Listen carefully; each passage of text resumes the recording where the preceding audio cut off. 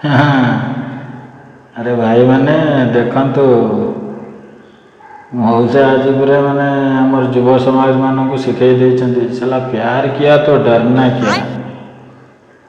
विश्वास होनी ना देखंतु स्क्रीन ऊपर फोटोटी 70 वर्षर चैतन्य मौसा आमर 65 वर्षीय मौसी को बाहा जाइछंती। सी पुणी प्रेम विवाह दुई जन जाक निज परिवार परित्यक्त होई घर छाड़ी देइथिले एवं गोटे जगह भिक मागुथिले। भिक मागु मागु दुई जन भीतर प्यार हो जाइथिला। प्यार हुआ तो हुआ, ऐसा हुआ दोनों शादी कर लिया।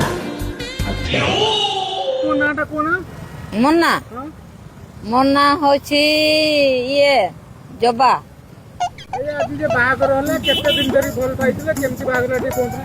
कत दिन हेथिला 4 बछर कि मागी कि मु मागते आसीथि तापरे चिना परिचय हैला से दियार या कतर मु बाहा आनी खुशी लागुची तो हां आ किसे करेगा खुशी लगते हो। देखिले तो से जहाँ भी हो भाई मौसा को दिल से सलाम। निज प्रेमर मर्यादा रखिंट प्रेमर बयस भेदभाव किसी ना जाति वर्ण ये सब प्रेम किसी देखे ना। प्रेम अंध बोली शुणी आज निज आखिरे भाई देखीदेली। जो मैंने कहते भाई हारीगली आज्ञा प्रेम